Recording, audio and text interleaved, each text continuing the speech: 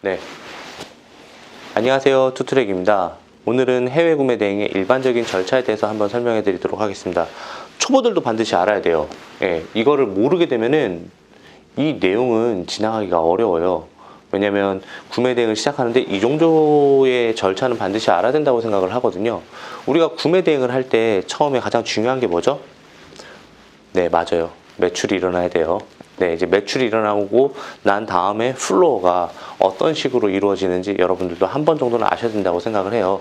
저는 해외 구매 대행을 10년 정도 해왔지만 그 10년 정도 해왔다고 해서 그 능력이 막 제가 지금 말씀드리는 거에 막 반영돼서 얘기해 드리는 것보다 초보자의 입장에서 어떤 식으로 접근을 하고 어떤 플로어로 이루어지는지에 대해서 좀 말씀을 드리려고 합니다. 네.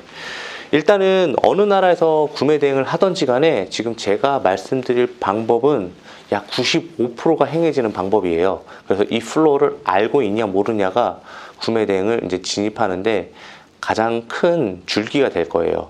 그거대로 하시면 돼요. 일단 고객 결제가 일어납니다. 고객 결제가 일어나게 되면은 현지 구매를 우리가 하게 되죠. 현지 구매를 하게 되면은 이제 우리가 그날 당일 이제 주문 들어온 거에 대해서 여러 가지 이제 인보이스를 작성을 해서 배송대행지에다 업로드를 시켜야 돼요. 그러면은 배송대행지에다 이제 업로드를 시킨 게 이제 현지 사이트에서 이제 출고가 되게 되면은 그 출고했을 때 그 트래킹 넘버가 있을 거예요. 이거 보고 현지 배송이라고 하거든요. 그 현지 배송이 제대로 이루어지는지 우리가 확인을 하기 위해서는 반드시 트래킹 넘버가 움직이는지 안 움직이는지도 반드시 확인을 해야 합니다. 그리고 난 다음에 트래킹 넘버를 배송대행지에다 처음에 입력을 했던 그 인보이스 신청서에다가 기재를 반드시 해주셔야 돼요. 그래야지 그 배송대행지에 도착을 했을 때 실제로 배송대행지 담당자들이 이제 여러분들의 혹은 사업자의 물건이 도착했는지 안 도착했는지 알 수 있거든요. 네, 이런 일련의 절차를 통해서 이제 배송대행지에 이제 물건이 도착을 합니다. 그러면 여러분들의 검품 검수를 하겠죠. 상품을 제대로 왔는지 혹은 뭐 사이즈가 맞는지 색상이 맞는지 혹은 내가 원하는 상품이 아닌지 긴지 전부 다 말을 해줄 거예요. 배송대행지에서. 그리고 난 다음에 우리들의 상품은 해상 아니면은 에어로 오게 됩니다. 이제 중국 같은 경우는 대부분 해상으로 많이 오게 되어 있어요. 그리고 인천항으로 가겠죠. 그리고 미국, 영국, 프랑스, 독일 이런 좀 다른 나라들은 에어로 오는 게 일반적이에요. 그래야지 좀 더 빠르게 도착할 수 있거든요. 중국은 가까우니까 굳이 비행기로 안 와도 충분합니다. 그리고 난 다음에 이제 국내 세관에 도착을 하고 그 다음에 이제 통관 절차를 거쳐서 택배사에 인계가 되겠죠. 택배사에 인계가 된 다음에 택배가 조금 무거울 경우, 소형 포장이 아닐 경우에는 대신이나 경동 택배로 인더가 될 겁니다. 그리고 난 다음에 고객이 인계가 받게 되고 그렇게 되면 한 사이클이 끝나게 되는 거죠. 그리고 고객이 인계가 된 다음에 반품을 할 경우 이제 어떤 식으로 반품이 이루어지고 그리고 현지 사이트로 뭐 보내갖고 반품을 처리하고 그리고 난 다음에 환불을 받는다. 이게 어떻게 보면 한 사이클이에요. 예. 제가 뭐 매번 말씀드리지만은 해외 구매 대행의 매출은요 언제 일어나는지 아세요? 고객이 결제할 때 일어나는 게 아니라 실질적으로 배송을 출발을 하고 해외 배송비까지 측정이 됐을 때 그때 매출이 발생하는 거예요. 왠지 아세요? 해외 구매 대행은 수수료 매출이기 때문에 수수료가 정확히 산정이 되지 않은 시점에서는 내 매출이 얼마다라고 정확히 말씀드릴 수가 없기 때문에 그렇습니다. 그러면은 제가 말씀드렸던 이 과정을 단계적으로 한번 봐보면서 그때 우리가 알 수 있는 실무 과정들을 한번 이야기해보는 시간을 갖도록 하겠습니다. 우선은 고객이 결제를 합니다. 고객이 결제를 하게 되면 어디서 결제를 하죠? 네, 뭐 스마트 스토어나 쿠팡이나 위메프나 티몬이나 뭐 이런 데서 하겠죠. 요즘은 사실 독립몰을 가지고 하시는 분들이 많이 없을 거예요. 왜냐면 예전처럼 독립몰이 홍보하기가 만만치 않거든요. 근데 스마트 스토어 같은 경우는 우리가 물건을 등록하면 자연 노출이 되게 됨에 따라서 상품이 자연스럽게 팔리는 경우가 대부분 많기 때문에 그렇습니다. 사실 저는 이제 여러 나라를 하고 있어요. 중국, 미국, 일본, 영국, 프랑스, 독일 다 하고 있는데 이제 최근에 많은 분들이 이제 중국을 많이 선호하시니까 중국 위주로 한번 말씀을 드려보도록 할게요. 그리고 미국도 한번 곁들여서 한번 말씀을 드리도록 하려고 하는데 고객 결제가 일어납니다. 우선 고객 결제가 일어날 때 우리가 놓치지 말아야 될 부분들에서 한번 설명을 한번 해드리도록 하겠습니다. 네, 고객 결제가 일어나게 되면은 우리는 플랫폼 상에서 바로 알 수가 있어요. 왜냐? 뭐 고객이 매출이 들었으니까 당연히 이제 오더 리스트에 뜨겠죠. 그 오더 리스트에 뜰 때 이제 간혹 가다 이런 경우가 발생할 수 있어요. 스마트 스토어다 보니까 혹은 쿠팡이다 보니까 적게는 5%에서 12%, 13% 정도의 수수료를 떼고 이제 여러분들 주는 경우가 있단 말이에요. 근데 고객들도 대부분 그런 걸 알아요. 그걸 알고 있기 때문에 고객이 이제 여러분들 전화를 해요. 나 여기서 결제 안 하고 당신한테 다이렉트로 현금으로 결제할 테니까 수수료만큼만 좀 빼주세요. 그럼 여러분 좋을까요? 싫을까요? 당연히 좋죠. 왜냐? 내 돈으로 먼저 결제하는 게 아니라 정산 대금을 먼저 받고 결제 대금을 미리 받고 결제를 할 수 있으니까 나는 사실 부담이 좀 덜하지. 그쵸? 그러면은 만약에 그런 식으로 해서 이제 여러분들이 현지 구매를 하게 됩니다. 그러다가 며칠 있다가 전화가 옵니다. 금액이 세요. 예를 들어서 한 150만 원짜리라고 쳐봐요. 그러면 고객은 이 150만 원짜리를 비용을 인정받고 싶을 거란 말이지. 그쵸? 그러면 여러분한테 전화를 하겠죠. 구매가 이미 이루어졌어요. 현지 구매 이루어졌어요. 그쵸? 그러면 현금 영수증 끊어달라고 하는 분들이 가끔 계세요. 근데 아까 제가 뭐라고 말씀드렸죠? 해외 구매 대행의 매출액은 수수료라고 아직 확정이 되지 않았어요. 근데 이분들은 수수료만 끊어주는 걸 원하지 않을 거예요. 왜냐? 전체 금액을 끊어주는 거를 원하실 거라는 거죠. 그때 어떻게 해야 될 것 같아요? 제 오랜 경험으로 미뤄봤을 때 여러분이 만약에 현금 영수증을 안 끊어주게 되잖아요. 세무서에서 전화가 옵니다. 왜냐? 그분은 세무서에다가 내가 구매했는데 안 끊어준다 그러면서 신고를 하겠죠. 그러면은 세무서에서 끊어주라고 얘기를 할 겁니다. 그러면 여러분도 이렇게 얘기하겠죠. 나 해외 구매 대행 사업인데 내가 이거 고객의 긁은 매출을 내가 다 끊어주게 되면 그 끊어준 만큼 전부 다 매출로 잡히게 되지 않냐 라고 생각할 수 있죠. 근데 고객을 이기는 혹은 국민을 이기는 공무원과 사업자는 없다. 그때는 현금 영수증을 발행해 주시는 게 좋을 것 같아요. 단 이거를 반드시 기록해 놓으세요. 내가 이거는 고객의 요청에 의해서 현금 영수증을 끊어줬지만 반드시 내가 이거는 어쩔 수 없이 끊어준 부분이라는 부분에서 꼭 얘기를 해주시는 게 좋을 것 같아요. 나중에 그래야지 소명자를 만들 때 매출액이 반영되는 게 아니라 수수료가 반영이 될 수 있게끔 처리를 해줘야 되거든요. 근데 또 이런 경우가 있을 수 있어요. 기업체에서 만약에 어떤 상품을 구매를 하는데 마찬가지 방법으로 이루어졌어요. 그럴 경우에는 현금 영수증은 없잖아요. 기업에는요. 세금계산서는 절대 발행해 주시면 안 되고 반드시 지출증빙을 발행해 주세요. 지출증빙 같은 경우는 현금 영수증과 동일한 효과를 낼 수 있는 수단이 될 수 있거든요. 네, 그래서 이런 방식으로 해주시면 됩니다. 자가 사용 목적은 몇 개까지일까? 왜냐면 우리가 고객이 결제할 때 알 수 있는 내용이 하나 더 있거든요. 해외 구매 대행은요, 일반적으로 병행 수입이나 재고를 가지고 하는 분들하고는 조금 달라요. 왜냐면은 해외 구매 대행으로 B2C로 고객이 받았을 때 반드시 그 목적은 자가 사용 목적으로만 이루어져야 하기 때문에 그렇습니다. 그러면은 내가 어떤 상품을 구매했을 때 자가 사용 목적으로 볼 수 있는 개수일까요? 보통 실무적으로는요 8개까지를 보고 있습니다. 그런데 이 8개는요 반드시 면세 안에서 이루어져야 되는 부분이에요. 면세가 초과될 경우에는 어차피 관부가세를 내기 때문에 자가사용 목적은 의미가 없어져요. 넘어가도 상관이 없다는 뜻이에요. 그때는.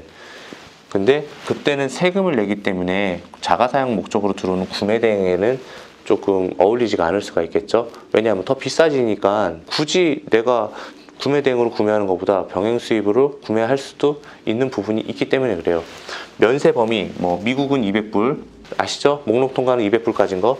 그리고 해외 구매 대행 중국 같은 경우는 150불 일반적으로 이루어지게 되는데 이 150불 안에서 8개 이상을 구매하게 될 경우에는 분명히 세관장에서 여러분한테나 또는 고객한테나 야 이거 소명해라, 너 이거 자가사용 목적으로 사용하는 거 아니잖아 라고 얘기할 수가 있어요. 그래서 8개 정도까지 구매해 주시는 게 좋을 것 같아요. 단 아시죠 여러분? KC 인증마크 혹은 그런 인증을 받아야 되는 상품들에 한해서 블루투스라든가 아니면 전기, 가전이라든가 이런 부분에 대해서는 인당 1개밖에 안 되니까 굳이 여러분들이 걱정하실 필요는 없어요. 어차피 여러분들 상품 올릴 때 상품 1개, 한 사람당 1개만 살 수 있도록 해 놓으실 거니까요. 그래서 자가 사용 목적은 8개인데, 근데 그렇게 만약에 이제 세관이나 아니면은 고객한테 직접 그런 얘기를 듣거나 소명을 해야 되는 부분에서는 여러분이 소명하는 것보다 고객 보고 직접 소명하는 게 훨씬 더 일이 더 매끄럽게 이루어질 수 있습니다. 그래서 내가 진짜 자가 사용 목적으로 사용한 거고, 산 거고, 구매한 거고, 살 거다. 그리고 그걸 이용할 거다라고 하시면 돼요. 그럼 여기서 또 뭐가 있냐면 자가 사용 목적으로 볼 수 있는데, 과연 자가 사용 목적은 어디까지를 보는 게 자가 사용 목적일까요? 많은 분들이 그런 말씀 많이 하시더라고요. 내가 음식점을 경영하고 있어. 나는 그릇과 이런 주방 도구를 좀 사고 싶어. 손님들한테 내올 그릇, 숟가락, 젓가락. 예쁜 그릇 많으니까요. 근데 이거는 자가 사용 목적으로 보지를 않아요. 어쨌든 간에 상업적으로 이용하는 부분이 될 수 있으니까요. 그래서 여러분들이 그런 부분은 좀 알고 계시면 좋을 것 같아요. 구매대행 이용하시는데 상식이라고 생각을 합니다. 네, 그래서 우리가 이런 식으로 진행할 수 있다고 봅니다. 네, 그러면은 이제 다음 단계로 넘어가 보도록 하겠습니다. 현지 구매를 이제 넘어가게 되는 거죠. 대부분 현지 구매는 해외 사이트가 될 거예요. 해외 사이트가 아닌 곳에서 뭐 주문하시는 방법도 있겠죠. 뭐 해외 도매처를 알고 있어서 내가 주문할 때마다 건 바이 건으로 상품을 받아서 결제를 해서 들어오게 되면 구매 대행 형식으로 볼 수 있어요. 구매 대행은 고객보다 먼저 결제만 이루어지지만 않으면은 사실 상관이 없거든요. 뭐 예를 들어서 뭐 2주치 물건 나간 거를 후불로 정산하거나 이런 경우에는 전혀 문제가 되지 않아요. 그래서 해외 사이트에서 이렇게 구매를 할 때, 현지 사이트에서 그러면 좋습니다. 여기서 한 가지 더 말씀을 드릴게요. 카드는 어떤 걸로 하는 게 좋을까요? 일반적으로 모든 사람들이 혜택이 좋은 카드를 많이 선호를 해요. 근데 초보자 입장에서 말씀을 드릴게요. 초보자는요, 어떤 카드를 이용을 해도 솔직히 매출이 좀 나오게 되면 한도가 꽉 차버려요. 그렇기 때문에 저는 카드는 많으면 많을수록 좋은데, 많으면 많을수록 좋지만 가장 혜택이 좋은 카드를 이용을 하라고 말씀드리고 싶어요. 처음에 구매 대행을 하기 위해서 사업자용 카드를 발급하게 되면 한도가 그렇게 많이 나오지가 않아요. 처음에는요. 실적이 쌓이고 시간이 지나서 한도를 다시 상향 조정할 수 있는 시기가 왔을 때 청에 의하여 그때부터 가능하거든요. 그러니까 저는 카드는 많으면 많을수록 좋다. 그럼에도 불구하고 저는 카드를 굳이 만들려고 한다면 현금성 혜택이 많은 카드가 좋다고 생각을 합니다. 사실 지금은 이제 소매 위주로 결제를 많이 안 하다 보니까 도매 위주로 하다 보니까 해외 송금이 더 많아져서 사실 저는 이제 카드에 대한 메리트가 많이 없는데, 여러분들은 이제 카드를 결제를 많이 할 수밖에 없잖아요. 뭐 내가 뭐 노하우를 아는 것도 아니고 그렇다고 해외 인맥이 있는 것도 아니고 도매처가 있는 것도 아니고 하니까 처음에는 카드가 많이 있어서 결제해 주시는 게 좋다고 생각을 합니다. 네. 그러면은 이제 미국 관련돼서 잠깐 얘기를 해드릴게요. 사실 빌링 어드레스 부분인데요. 이걸 빌링 어드레스라고 해요. 우리가 주문을 받는 곳은 어디죠? 도착지? 현지에서 현지? 배송 대행지죠. 그쵸? 배송 대행지 같은 경우는 쉬핑 어드레스라고 그래요. 그러면 청구지 주소는 빌링 어드레스라고 하는 거죠. 사실 다른 나라 사이트 가게 되면요, 주소를 넣는欄이 두 군데가 있어요. 첫 번째 쉬핑 어드레스, 두 번째 빌링 어드레스. 근데 우리가 빌링 어드레스는 대부분 한국 카드이기 때문에 어디로 되어 있나요? 코리아로 되어 있을 겁니다. 근데 코리아로 되어 있는데 쉬핑 어드레스는 미국이야. 이게 우리 입장에서는 충분히 상식적으로 일어날 수 있는 부분이라고 생각을 하지만, 해외 같은 경우는 카드를 결제하기 위해서 여러 가지 깔아야 되는 뭐 액티브 X나 뭐 이런 게 없어요. 그렇기 때문에 쉽게 카드 번호만 등록하고 결제가 이루어지기 때문에 빌링 어드레스와 쉬핑 어드레스가 다르게 되면은 카드 프로드, 카드 사기로 보고 블락을 하는 경우가 있어요. 블락. 네. 이 블락이 걸리게 되면 결제가 취소가 되거나 아니면 어카운트가 홀딩이 되거나 그런 경우가 있는데, 그래서 우리가 빌링 어드레스를 영문으로 작성해 주면 좋은데, 이 빌링 어드레스 영문으로 작성해 주는 곳은 예를 들어서 삼성카드로 예를 들게요. 청구 예정 금액에서 해외 청구 예정 금액을 클릭을 하시게 되면 밑에 쭉 내려가 보시게 되면 그 청구되던 내용도 나오는데, 그 밑에 해외 주소 혹은 영문 주소 입력하기라고 있습니다. 거기에 많게는 10개까지도 등록을 할 수가 있어요. 10개. 그러면 여러분들이 여기다가 배송 대행지의 주소를 다 넣어줘요. 저 같은 경우는 배송 대행지가 많이 사용을 하니까 주소가 많겠죠? 다 넣어주게 되면은 사실 빌링 어드레스와 shipping 어드레스가 다름에서 오는 그런 뭔가 궤리를, 그리고 그런 거에서 오는 문제점은 해결할 수 있어요. 물론 처음부터 아예 한국 카드를 안 받는 사이트들도 있어요. 근데 그런 거는 어쩔 수 없고, 결제를 만약에 되게 해준다면은 문제를 만들 필요는 없겠죠, 우리가 처음부터. 그래서 이런 식으로 진행을 해주면 됩니다. 그리고 현지 구매를 하면서 생길 수 있는 게 또 뭐냐면, 여러분들은 대부분 소매로 결제를 해요. 소매. 그 뜻은 뭐냐면, 누구나 결제할 수 있는 사이트에 들어가서 결제를 한 다음에 고객한테 배송을 해준다는 거예요. 아마 중국이든 어디든 상품 소싱을 하면서 느낀 게 있으실 거예요. 아니, 얘네는 어떻게 이런 가격으로 물건을 판매를 할 수 있지? 내가 아무리 뒤져도 이 가격으로는 도저히 수익률도 안 나오는데, 플랫폼 수수료도 안 나오는데 어떻게 이 가격으로 결제할 수 있지? 네, 맞습니다. 얘네들은 다 도매업자를 끼고 하는 데가 많습니다. 여러분들이 접근할 수 없잖아요. 그쵸? 처음에는 솔직히 그래요. 내가 시작을 했는데 누가 나한테 물건을 준다 그래야겠어. 내가 그런 인맥을 아는 것도 아니고 잘 모른단 말이에요. 하지만 시간이 지나다 보면은 고민을 하게 돼요. 고민을 하게 되면은 찾아보게 되고요. 찾아보게 되다 보면 그런 업체가 나와요.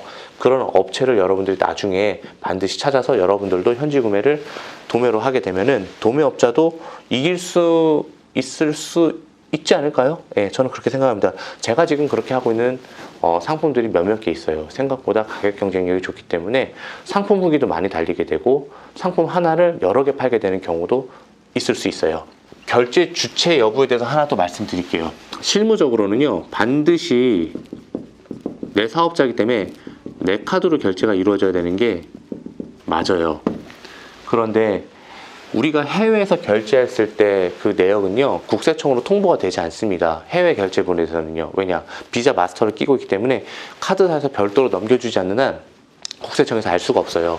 그래서 내 카드를 사용을 해도 되지만, 이제 실무적으로는 이제 가족까지는 그래도 인정을 해주는 경우가 있거든요. 내 카드가 한도가 다 차거나 내 카드 혜택이 좋은데 내 카드로 또 다른 카드를, 또 다른 좋은 카드 혜택을 만들 수 있는 카드를 두 장은 못 만들잖아요. 그래서 배우자 카드를 만들어서 저 같은 경우는 예전에 했던 거 기억이 나요. 단 그 카드는 그 해외 구매만 이용을 하시면 될 것 같아요. 그래서 요거를 하나 또 말씀드립니다. 이제 현지 구매를 하게 되면은 하나 더 밑으로 내려오겠죠. 어디로 가겠죠? 배대지가 반드시 필요합니다. 이 배대지라고 하는 거는 배송 대행지의 줄임말이에요. 일반적으로 배송을 대행해 준다는 뜻이고, 해외 소매점에서 다이렉트로 우리나라로 보내주면 좋은데 이제 관세청을 거치지 않고 오기 때문에 해외 구매 대행으로는 좀 보기 어려운 부분이 있어요. 그래서 배송 대행지에서 또 들어오게 되면 또 금액도 더 저렴하고요. 왜냐? 여기는 우리가 규모의 경제를 일으킬 수 있는 부분이잖아요. 그러면 배송 대행지에는 이제 어떤 일을 해주게 되는 거냐면은, 여러분들이 고객이 결제가 일어나고 그 다음에 현지 구매를 합니다. 현지 구매를 한 다음에 배송 대행지에다가 바로 입력을 해줘야 돼요. 뭐를 입력을 해야 될까요? 고객의 정보, 상품명, 그리고 대부분 이제 관세 기준 이 150불은요. 150불은 내가 위안화로 샀다 하더라도 달러로 환산을 해서 넣어줘야 되는 경우가 많아요. 그리고 개수, 그리고 HS 코드, 그리고 개인 통관부, 이런 것들을 입력을 해줘야 돼요. 구매하자마자 당일날 주문 꺼내들여서 쫙 취합을 해갖고 한 번에 업로드를 해주는 겁니다. 그럼 여기서 끝나느냐? 아닙니다. 여러분들이 결제를 했을 때 바로 아무런 문제 없이, 뭐 예를 들어서 뭐 타오바오면 타오바오, 아마존이 아마존 바로 보내주는 경우가 90%는 돼요. 근데 내가 결제를 했지만 결제를 했는데 갑자기 홀딩이 생기거나 아니면 취소가 생기거나 아니면은 결제를 했는데 발송을 안 해줘. 그럴 경우에는 나중에 CS 쪽에서 문제가 될 수 있어요. 내가 주문한, 고객이 결제한 다음에 한 4일 후에 전화를 해요. 내 물건 언제 와요? 내 물건 언제쯤 도착할 것 같아요? 물어봤는데, 예, 잠깐만 기다리세요. 제가 확인해 드릴게요. 라고 봤는데 출고를 안 했어. 아니면은 취소가 되어 있어. 이런 경우가 있단 말이에요. 그래서 주문을 고객이 결제를 하고 내가 현지 구매를 한 다음에 배송 대행지에다가 그 당일날 인보이스를 업로드하고 하루 이틀 후에는 반드시 내 결제건에 대해서 확인을 해 보셔야 돼요. 그래야지 일이 순조롭게 이루어질 수 있거든요. 그러면 배송 대행지에다가 트래킹 번호를 입력을 합니다. 언제? 주문한 다음에 2, 3일 후나 하루 이틀 후에. 그래야지 트래킹 넘버를 받아야지 배송 대행지에서 여러분들 물건을 쉽게 받아서 건품 검수해서 보내줄 수 있거든요. 여기까지 아셨죠? 그래서 저는 해외 구매 대행에서 제일 어려운 게 CS라고 생각을 합니다. CS가 보통 어려운 게 아니에요. 일단 언제 와요가 거의 죽음이에요, 죽음. 네. 내가 어떻게 알아 언제 오는지. 걔네가 제대로 보내줘야 되고 통관장에서 제대로 일을 처리해줘야 되고 어려워요. 언제 오냐가. 어쨌든 간에 이 CS 굉장히 중요합니다. 예. 그리고 언제 와요보다도 더 중요한 거, 더 어려운 거. 현지에 도착을 해서 반품을 요청을 하거나 이미 결제를 했는데 반품을 요청하거나 또 하나 한국에 도착을 해서 반품을 해야 할 때 사실 반품을 한다는 것 자체가 무조건 손해거든요. 우리 입장에서는. 그리고 정신적인 에너지 낭비가 엄청 커요. 그러면은 이제 국내 세관장에 도착하기 전에 일단 우린 배송대행지에서 건품 검수를 맞출 겁니다. 여기를 이제 배대지라고 제가 넣을게요. 여기다가 배대지. 배대지에서 한국으로 들어오는 수단은 크게 해상과 에어가 있습니다. 아까도 말씀드렸다시피 해상의 경우에는 배로 오게 되는 거고, 배로 오게 되는 그 운송수단을 사용하고 있는 나라는 일본과 중국 정도가 될 수 있겠는데, 사실 일본은 거의 에어로 들어와요. 중국 같은 경우는 사실 거의 다 배로 들어오는데, 안타까운 게 하나 있어요. 배로 들어오게 되면은 인천 통관장으로 들어오는 게 대부분인데 통관이 너무 느려. 너무 느려서 고객이 이렇게 얘기하는 경우가 덜어 있어요. 아니, 중국 바로 옆 나라인데 뭐 이렇게 오래 걸려? 라고 얘기를 많이 하세요. 사실 배대지로 도착하는데 현지 사이트에서 출발을 하더라도 중국은 넓잖아요. 보통 2, 3일 정도 걸려요. 빠르면 뭐 이틀 정도. 그러면 배대지에 도착하는데 이틀 걸리죠. 건품 검수해서 바로 보낸다고 하더라도 배로는 하루면 가요. 그러면 한 3일 정도 걸린다고 쳐요. 근데 통관장에서 3, 4일 잡아놓는 경우도 있고 길게는 일주일 잡아놓는 경우도 있어요. 왜냐? 인천항에 물건이 너무 많으니까. 이게 중국에서 구매 대행하시는 분들이 조금 안타까운 방법 중에 하나예요. 그래서 많은 분들이 배로 선적하지 않아도 되는 상품들은 에어로 보내기도 합니다. 뭐 의류나 이런 것들. 사실 그냥 다 뭐 금액 차이가 얼마 안 나면 다 에어로 보내면 되지 라고 중국 구매 대행하시는 분들이, 이제 시작하시는 분들이 생각할 수 있는데, 중국은 조금 달라요.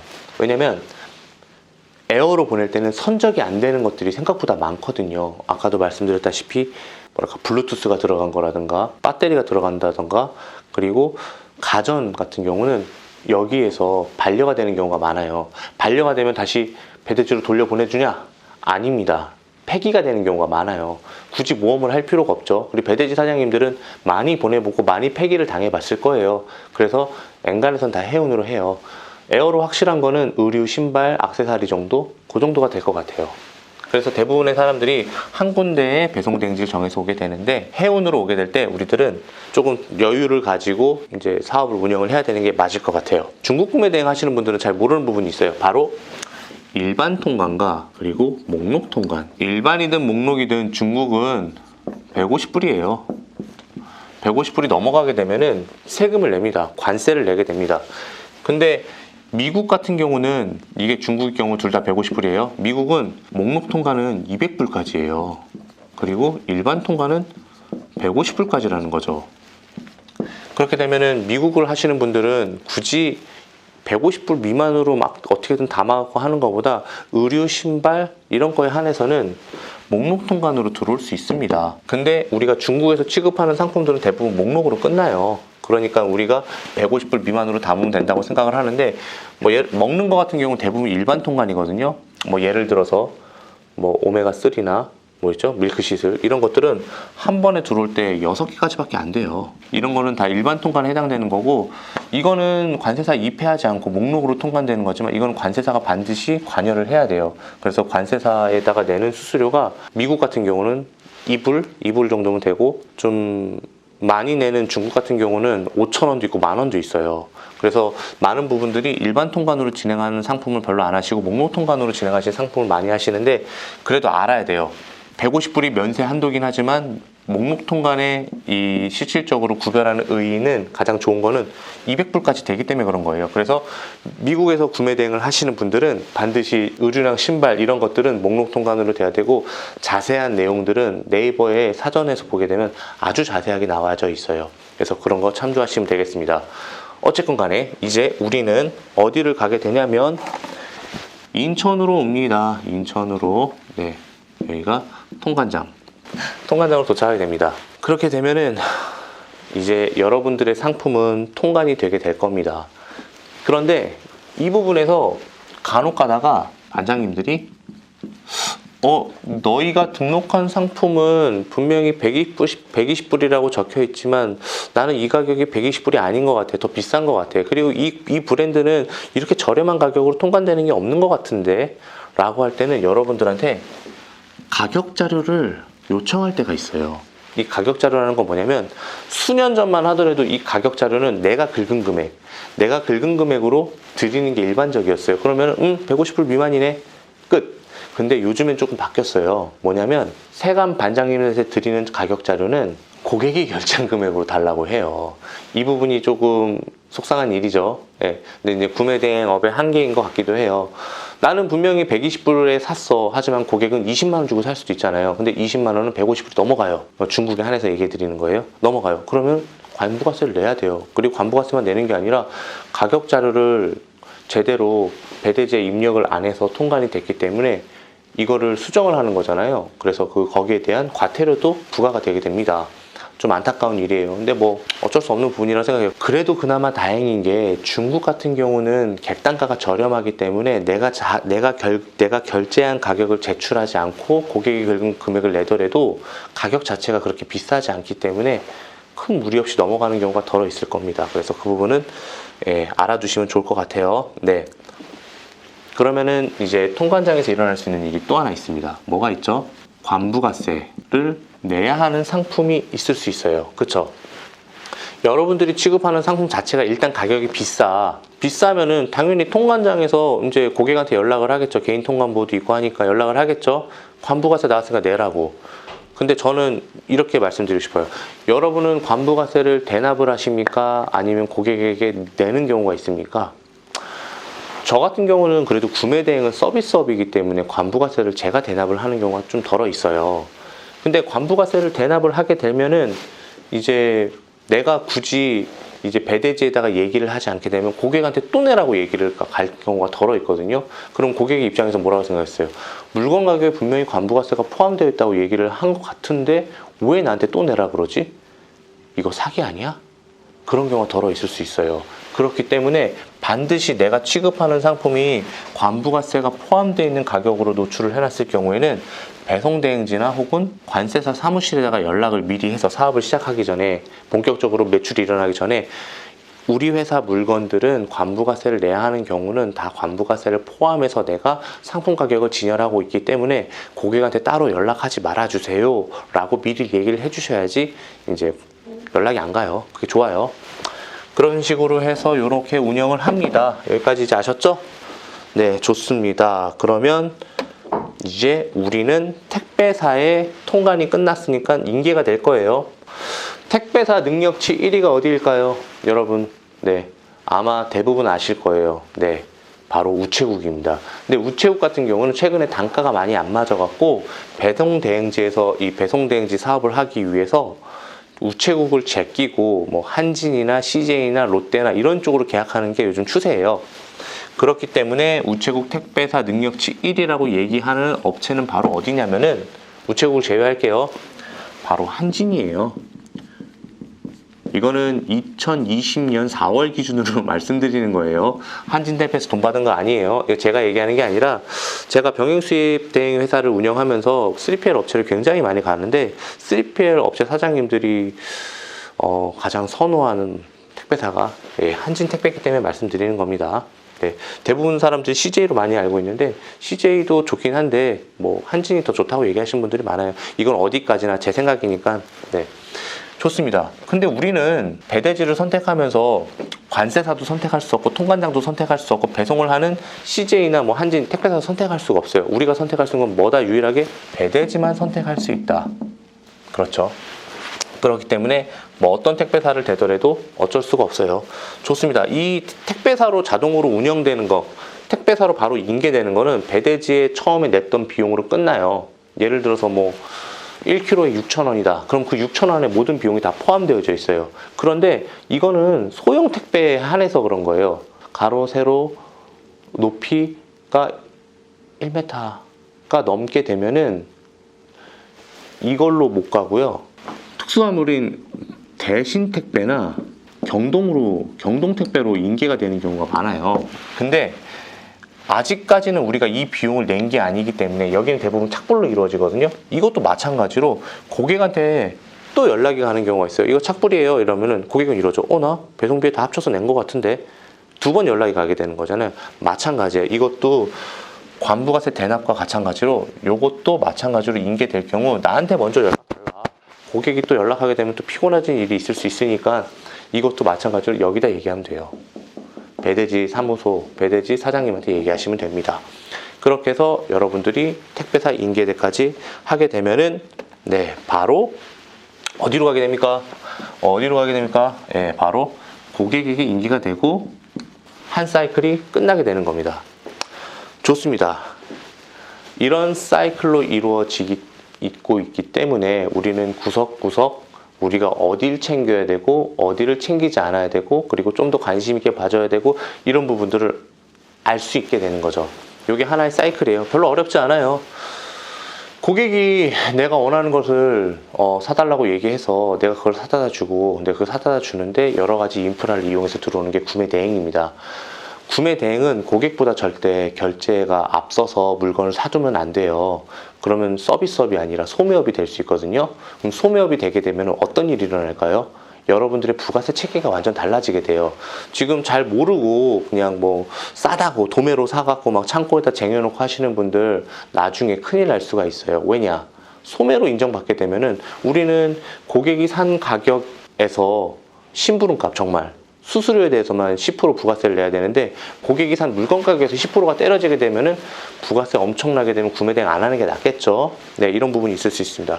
그럼 지금부터는 반품이 일어나게 됐을 때 어떻게 하면은 반품을 효율적으로 처리할 수 있는지 이 방법만 알게 되면은 사실 여러분 반품이 사실 그렇게 크게 겁이 나지는 않을 거예요.